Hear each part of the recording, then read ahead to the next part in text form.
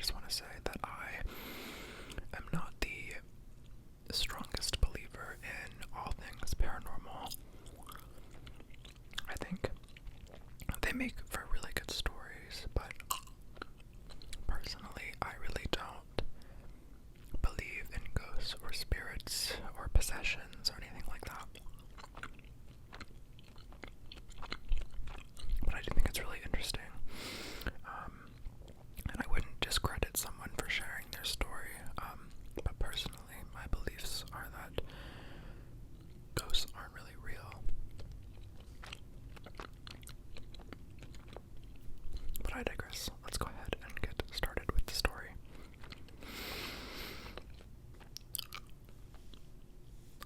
Okay. The true story of the original Annabelle doll began when she terrorized her first owner in 1970, forcing Ed and Lorraine Warren to take her to their occult museum for safekeeping. She sits in a glass case, bearing a hand-carved inscription of the Lord's Prayer while a pleasant smile rests on her happy face, sitting under a mop of red hair. But beneath the case is a sign that reads, "Warning, positively do not open." To the uninformed visitors of the Warrens Occult Museum in Monroe, Connecticut, she looks like any other Raggedy Ann doll, produced in the mid-20th century. But the original Annabelle doll is actually anything but ordinary. Since her first supposed haunting in 1970, this allegedly evil doll has been blamed for demonic possession, a slew of violent attacks, and at least 2 near-death experiences. In recent years, the true stories of Annabelle have even inspired a series of horror films. But just how much of Annabelle's story is real? Is the real Annabelle doll truly a vessel for a demonic spirit in search of a human host, or is she simply a child's toy used as a prop for a wildly profitable ghost series? These are the real stories of Annabelle.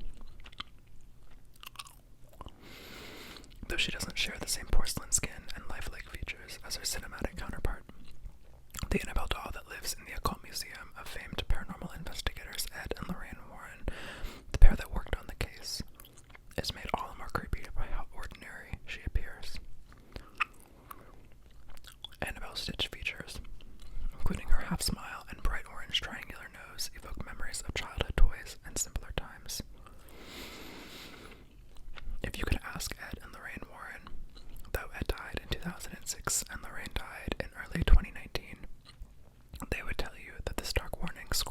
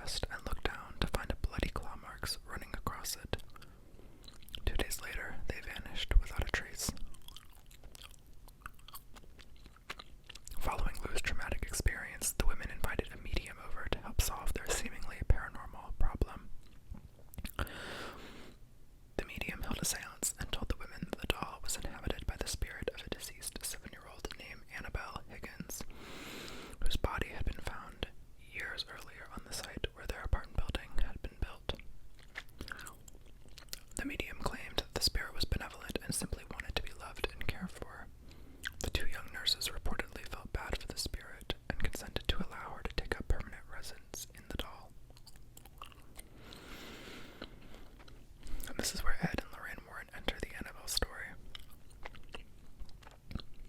Eventually, in an attempt to rid their home of the Annabelle doll's spirit, Donna and Angie called on the Episcopal priest known as Father Hegan. Hegan contacted his superior, Father Cook, who alerted Ed and Lorraine Warren. As far as Ed and Lorraine Warren were concerned, the two young ladies' trouble truly started when they began believing that the doll deserved their sympathy. The Warrens believed that there was actually a demonic force in search of a human host within Annabelle, and not a benevolent soul. The Warrens' account of the case states, "Spirits do not possess inanimate objects like houses or toys. They possess people. An inhuman spirit can attach itself to a place or object, and this is what occurred in the Annabelle case. The spirit manipulated the doll and created the illusion of it being alive in order to get recognition. Truly, the spirit was not looking to stay attached to the doll, it was looking to possess a human host." Immediately, the Warrens noted what they believed were signs of demonic possession, including teleportation, the doll moving on its own, materialization, the parchment paper notes, and the mark of the beast, Lou's clawed chest. The Warrens subsequently ordered an exorcism of the apartment to be performed by Father Cook. Then they took Annabelle out of the apartment and to her final resting place in the Occult Museum in the hopes that her demonic reign would finally end. But it didn't. Following Annabelle's removal from Donna and Angie's apartment, the Warrens documented several other paranormal experiences involving the doll, the first just minutes after they took possession of it. After the exorcism of the nurse's apartment, the Warrens buckled Annabelle into the backseat of their car and vowed not to take the highway in case she had some kind of accident-causing power over them and their vehicle. However, even the safer backroads proved too risky for the couple. On their way home, Lorraine claimed that the brakes either stalled or failed several times, resulting in near disastrous crashes. Lorraine claimed that as soon as Ed pulled holy water from his bag and doused the doll with it, the problems with the brakes disappeared. Upon arriving home, Ed and Lorraine placed the doll in Ed's study. There, they reported that the doll levitated and moved about the house. Even when placed in a locked office in an outer building, the Warrens claimed that she would turn up later inside the house. Finally, the Warrens decided to lock Annabelle up for good. The Warrens had a specially made glass and wood case constructed, upon which they inscribed the Lord's Prayer and St. Michael's Prayer. For the rest of his life, Ed would periodically say a binding prayer over the case, ensuring that the sinister spirit and the doll remained good and trapped. Since being locked up, Annabelle the doll hasn't moved again, though it is alleged her spirit has found ways to reach out to the earthly plane.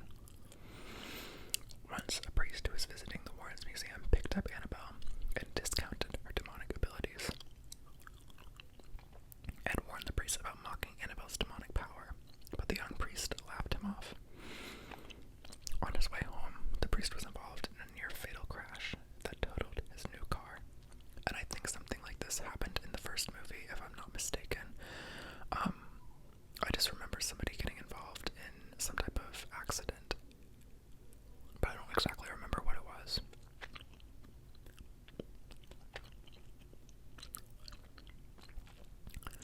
He claimed to have seen Annabelle in his rearview mirror just before the accident.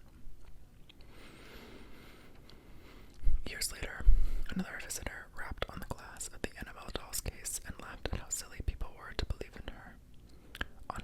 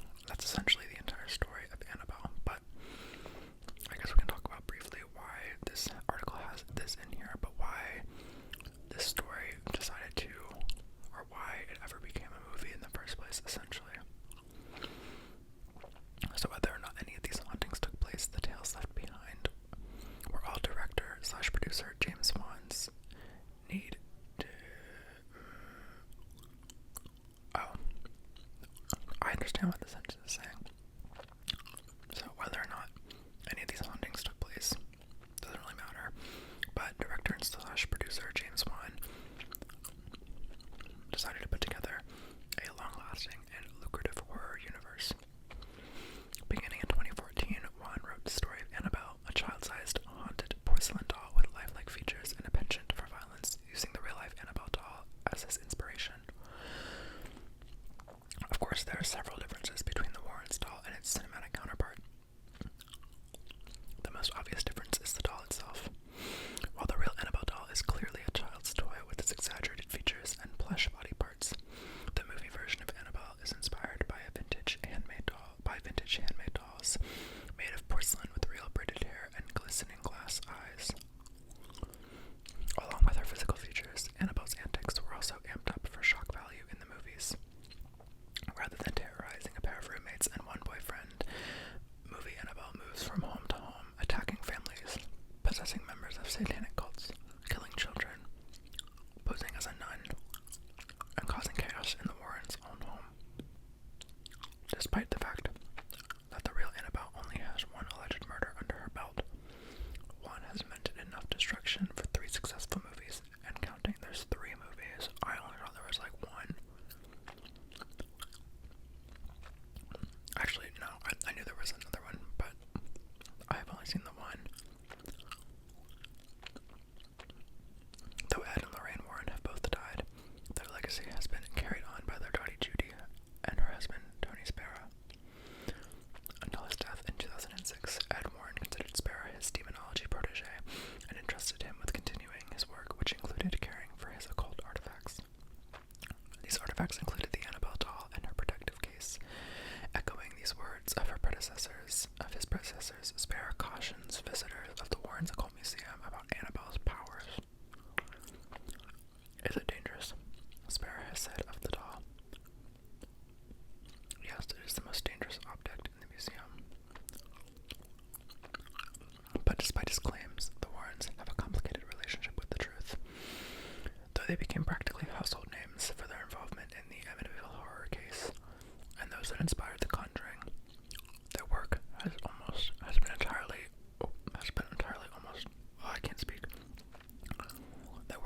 almost entirely debunked. An investigation by the New England Skeptical Society proved that the artifacts in the Warrens Occult Museum were mostly fraudulent, citing doctored photos and exaggerated storytelling.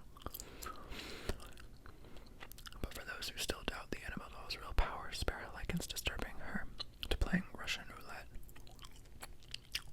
There might just be one bullet in the gun, but would you still pull the trigger, or would you just put the gun down and not take the risk? The real-life fears surrounding the original Annabelle doll only flared up even more in August 2020. Here's where the update kicks in.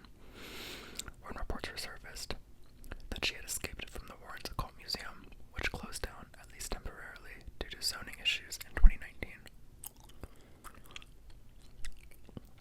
Though the rumors quickly spread on social media, the reports were quickly outed as inaccurate. Spera himself soon posted videos of himself along the real-life Annabelle doll in the museum. Annabelle's alive, Spera assured everyone. Well, I shouldn't say alive. Annabelle's here, in all of her infamous glory. She never left the museum. But Spera was also sure to stoke the fears that have kept the real Annabelle doll terrifying for 50 years, saying, I'd be concerned if Annabelle really did leave, because she's nothing to play with. So, that is the full story of Annabelle the doll.